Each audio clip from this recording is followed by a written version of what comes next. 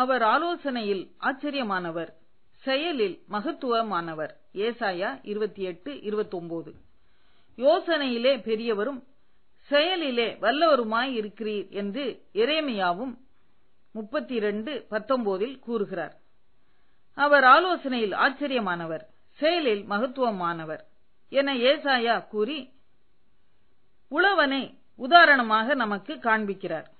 உழுகிறவன் விதைக்கிறதற்காக நாள்தோறும் உழுகிறதுண்டோ? தன் நிலத்தை கொத்தி நாள்தோறும் பரம்படிக்கிறது உண்டோ? நிலத்தை நிரவின பின் அதற்கேற்ற இடத்தில் உளுந்தை தெளித்து சீரகத்தை தூவி கோதுமை, வாற்கோதுமை, கம்பை விதைக்கிறானே. அவனுடைய தேவன் அவனை நன்றாய் போதித்து அவனை உணர்த்துகிறார். தேவன்தான் அவனுக்கு இவ்விதமாய் ஆலோசனை தருகிறாராம். இவ்விதமாய் தானியத்தை விதைக்க ஆலோசனையை தேவன் தரும்போது அப்படியே அவன் கீழ்ப்படிந்து செய்வானேயானால் தானியத்தை தமது மகத்துவமான செயலினால் விளைய செய்கிறார். உளுந்தை கோலினால்தான், சீரகத்தை மிலாற்றினால்தான் அடித்து எடு என ஆலோசனையையும் கொடுத்து அவனை போதித்து உணரச் செய்கிறார். உணரச் செய்வதும் அவருடைய மகத்துவமான செயல்.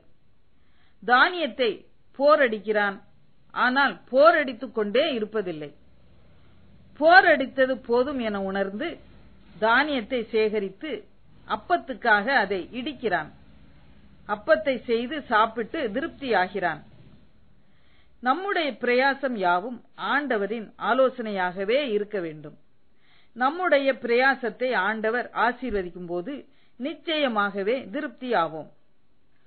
ஓர் சாதாரண உழவனுக்கு தமது ஆலோசனையை தந்து அவனுக்கு விளைச்சலை கொடுப்பாரென்றால், தேவனை தேடும் தேவ பிள்ளைகளுக்கு அவர் அப்படி செய்வது எத்தனை அதிகம். உழுது கொண்டே இருக்கிறாயோ? இல்லை, அதற்கு ஒரு முடிவு உண்டு. பரம்படித்துக் கொண்டே இருக்கிறாயோ? அதற்கும் ஒரு முடிவு உண்டு. ஆண்டவரின் ஆலோசனையை பெற்று பிரயாசப்படு. வேதத்தை வாசிக்கும் போது, ஜெபிக்கும் போது, ஏன் தேவனுடைய ஆலோசனைக்கு நீ காத்திருக்கும் போது, தேவனுடைய ஆலோசனைக்கு நீ காத்திருக்கும் போது சொப்பனத்தினாலாவது எவ்விதத்தினாலாவது உன்னோடு ஆண்டவர் பேசுவார். அவர் உன் வாழ்வின் மகத்துவமான செயலினால் உன்னை ஆசீர்வதிப்பார். ஜெபம். ஆண்டவரே, எனக்கும் உமது ஆலோசனையை தாரும். உமது மகத்துவமான செயலை நான் காணும்படி என்னையும் ஆசீர்வதியும். ஆமேன்.